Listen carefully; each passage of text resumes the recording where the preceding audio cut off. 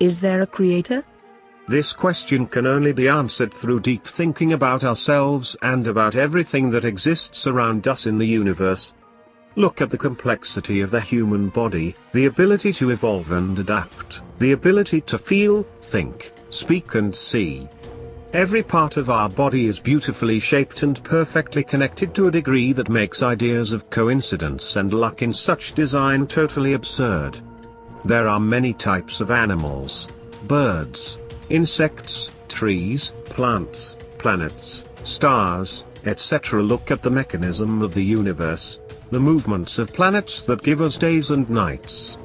It's all made for us, my friends, so please allow me to say that if someone is denying the existence of a creator who created all of this, that person is deeply misguided. Scientific research and latest major discoveries in physics, chemistry and mathematics point towards a great creator, a master designer. But many scientists have yet to admit it, and are trying hard to reject the idea of creationism for no other reason than that they do not wish to give credibility to religion. But they can relax, for I am writing this book to give them a respectful exit from the religious trap they have found themselves in during their search for the truth. Whether we like it or not, the top scientists throughout the history of mankind have admitted the need for a designer because the universe, as it is too good to have existed by coincidence. Such accuracy in design did not and cannot come into existence by luck. People who persist in denying the existence of a creator know within themselves that they are foolish and deadly arrogant. People who follow organized religions, on the other hand, believe in the existence of a creator, but in many cases their beliefs originate from laziness, weakness, fear and a need to throw responsibility onto a higher power than themselves. In other words, their belief is superficial and empty. They do not realize the true value of the creator. They practice organized religion, do as they are told to do, live by strict rules, forego any positive use of their minds, and think that all the creator wants from his creatures is that they worship him. I can tell these guys that if the creator wanted slaves and blind worshippers, he would have created robots without brains. Such creatures would bow to him day and night, not do anything he doesn't appreciate, follow orders, and that's it. Since religious people do not really recognize the true meaning of God, we can come to the conclusion that the idea of creationism in which they believe is also incomplete, and therefore can't be taken seriously. Now, let us suppose that we want to use reason to prove or deny the existence of God. Some will say, I won't believe in something I don't see. I would ask those people, don't you see all this beautiful creation and design around you and within you? God can only be known through his work, his knowledge, his wisdom, his science, his art. Why is this the only way to prove his existence? Because if he were to appear to you as a light, you would say this is just a light, and if he were to take on a specific physical form, you would say, this is just an alien. If he appeared performing miracles, you would say, this is a magician. Here again, we come to the conclusion that the Creator can only be believed through his creation, which exists around us, and is before us all the time to be seen and observed. God's existence has been polluted by religious doctrines, and the most dangerous of these is the Christian belief in the Trinity. This idea of God in human form was the main reason that forced the big thinkers, especially in Europe, to categorize themselves under labels such as atheists and agnostics. The oneness of God the Almighty that exists in Judaism and Islam is far less harmful to the human conscience than the Christian Trinity, because the latter contradicts completely the latest results of scientific research and experiment, which attributes everything in this world to a phenomenon called singularity. I don't want to quote great religious figures such as Moses, Jesus or Muhammad, because everybody knows what they said about the Creator. I would rather quote some of the top scientists and free thinkers.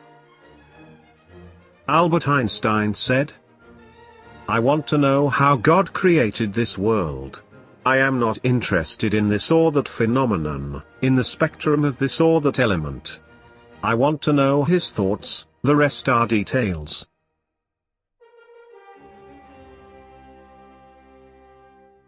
My religion consists of a humble admiration of the illimitable superior spirit who reveals himself in the slight details we are able to perceive with our frail and feeble mind.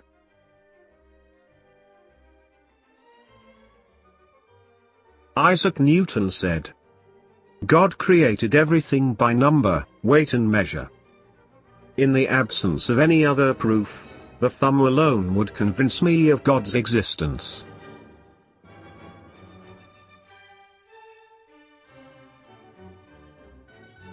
Nikola Tesla said, "The gift of mental power comes from God, divine being, and if we concentrate our minds on that truth, we become in tune with this great power."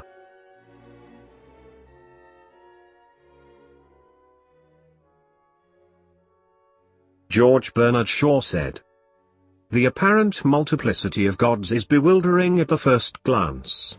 But you presently discover that they are all the same one God in different aspects and functions and even sexes. There is always one uttermost God who defies personification."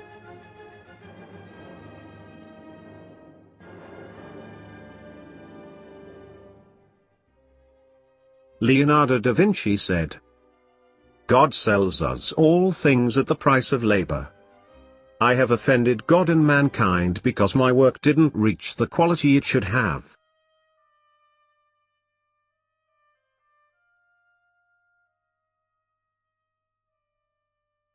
Averroes said, "On the whole, a man who denies the existence of the effects ranged according to the causes in the question of arts, or whose wisdom cannot understand it, then he has no knowledge of the art of its maker."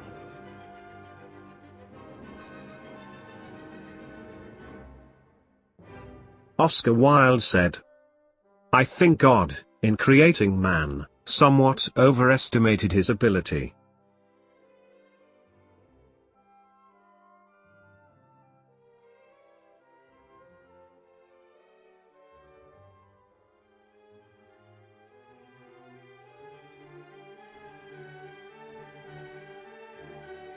From those quotes and from the credibility of their speakers, we can say that the certainty about God's existence is far stronger than the doubt and denial.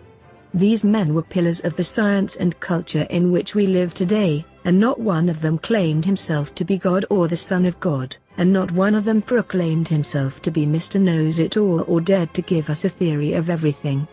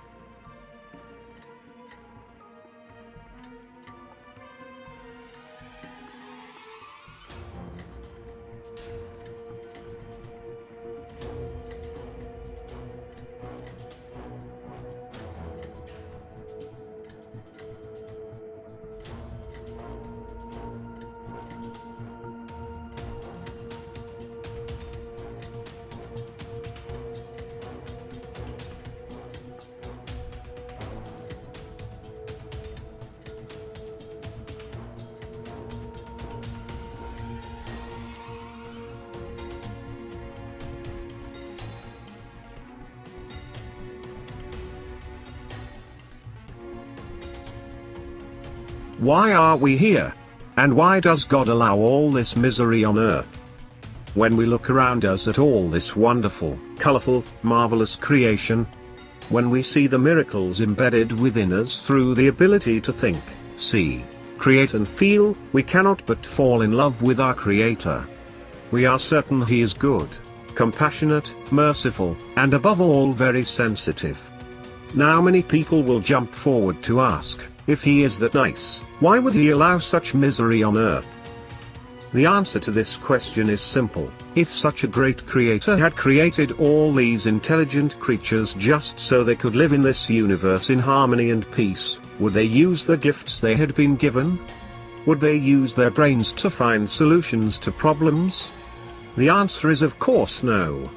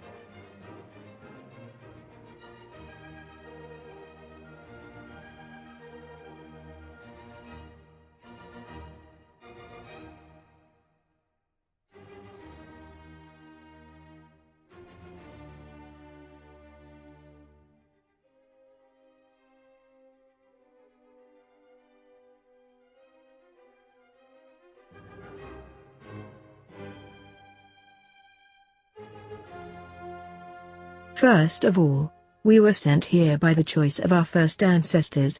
They could have avoided the entire challenge if they had followed the rules. Do you think that Lucifer or Satan was able to trick us without God's approval? Of course not. To people who think that Lucifer is on the right side and that God is bad, you are deadly mistaken. It's not a matter of who is good and who is bad. Never for 1 second regard Lucifer as an equal to God, or even figure him as an anti-God. He is just a creature created by God as an anti-human in order to put obstacles in front of us to allow us to evolve through time. Because the essential purpose of our creation is to justify our existence, to reach the level set for us by God, to join His eternal circle of creators.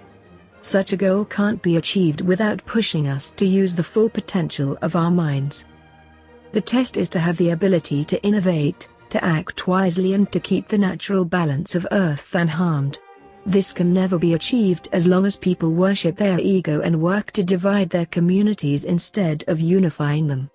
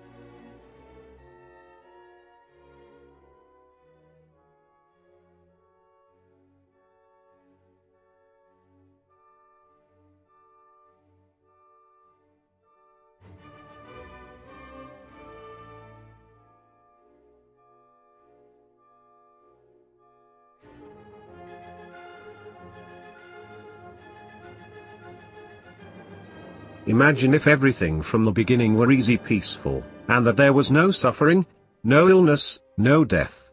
Do you think for one moment that people would ever try to use their minds, their innovative skills, their hidden potential and powers?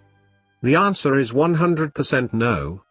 That's why the yin-yang has had to take place in many forms through the history of our worldly life. Because without darkness we can't recognize the light. Without sorrow we don't taste happiness. Without fear we don't feel security. Without problems, we will never use our minds to find solutions. Life would be very boring with no competition at all. Yet good people should only compete in what's good and harmless to others, while bad people will become more and more the slaves of their endless greed and desire.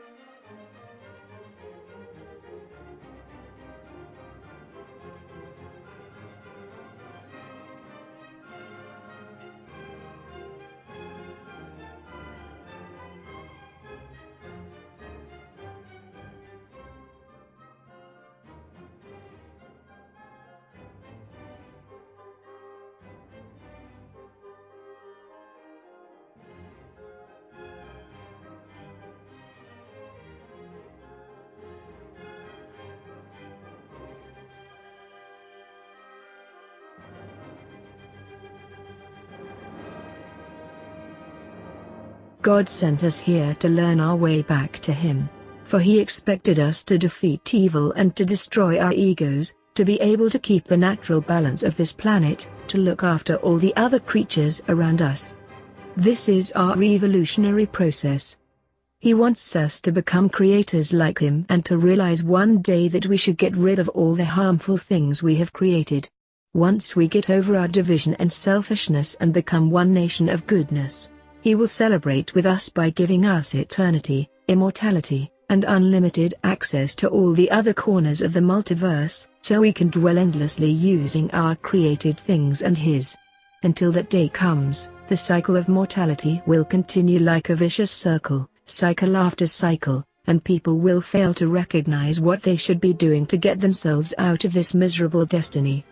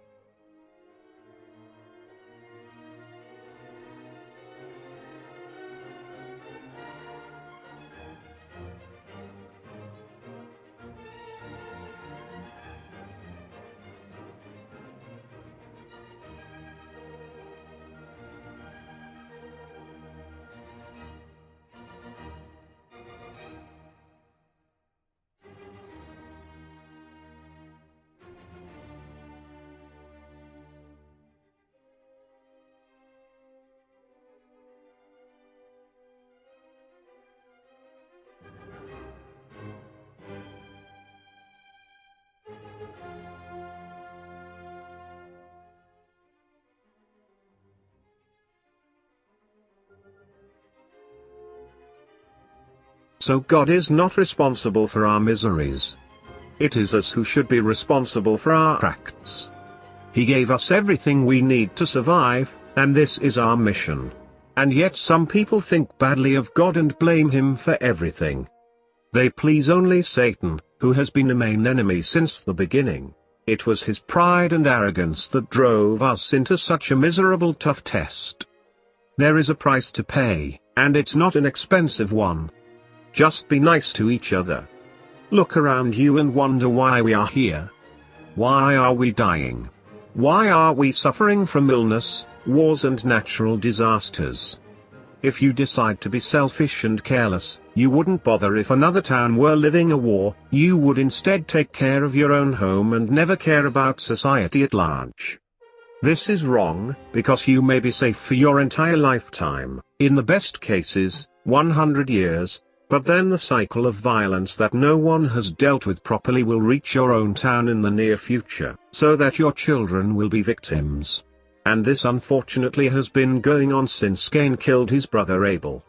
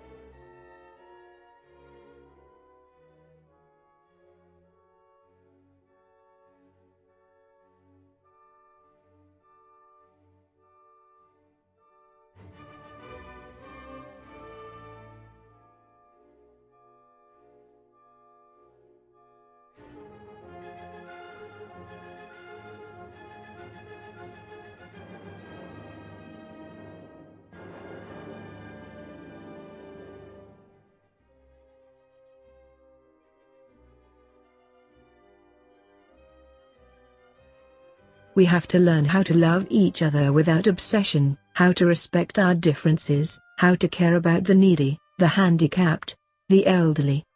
We should get rid of anything that could lead us into arrogance and pride. Such feelings are prisons, and there are many examples of them nowadays: nationalism, patriotism, race, skin color, sexual orientation and organized religion.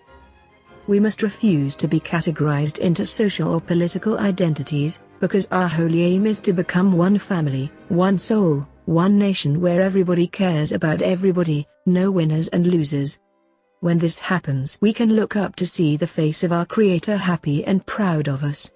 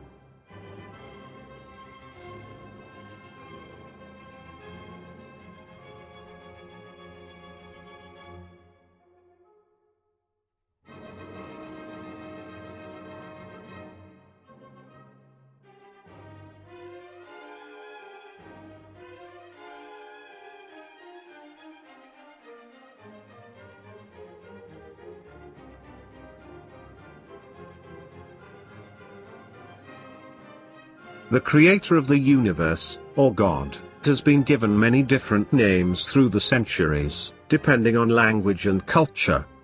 Some examples of those names: God, Hashem, Yahweh, Allah, El, the Great Architect, Elohim, Elam, the Almighty, the Most Merciful, the Most Compassionate. Neither religious books nor scientific research have really been able to tell us what God looks like or how he came to existence. The Bible claims that God created us in his image. Such information, if it is true, should not be taken literally, because it could only mean that he created us full of creativity, intelligence, mercy and all positive attributes.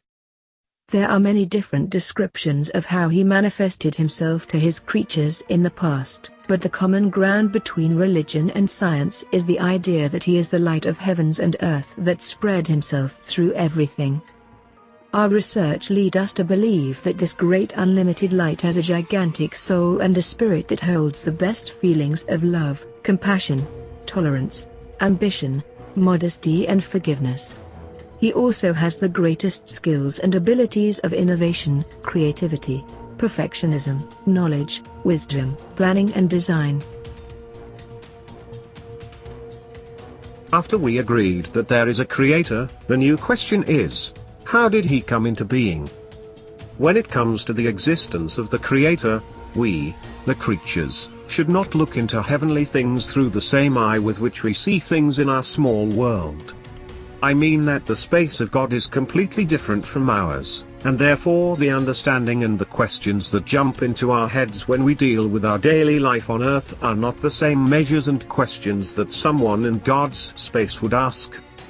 In our little mortal world, we understand from childhood that every existing thing has a source that led to its existence. For example, we believe that a child must have parents, a plant must have seed, and a car must have an industry behind it. That's why, to answer this question, we should not think in the same way we relate to the small things around us, because they are all creatures created by a creator. When we want to tackle the existence of the creator of everything, we have to use another mode of thinking.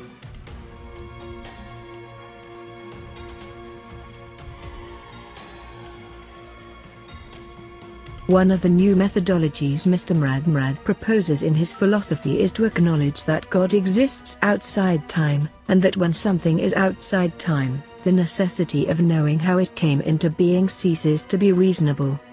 Yet in order to deal with his creatures, God may have created a type of an intermediate space and time to which we can connect our own space and time. That leads us to introduce in the next episode, Mrad's theory of the connections in the multiverse.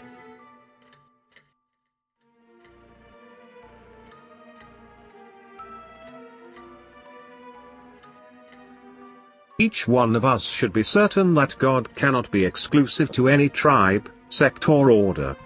He is for us all. And from this point we have to learn that religions, like everything else in this mortal world, have two faces, one to guide and one to deceive. There will be in this season of the Our Path to Eternity series, 2 episodes on religions and holy books. But the next episode will be about the space of our Creator and the connections in the multiverse we all live in. So stay tuned and subscribe to our channel, because what you are going to hear in the coming episodes will push you to think deeply outside the boxes of so many topics.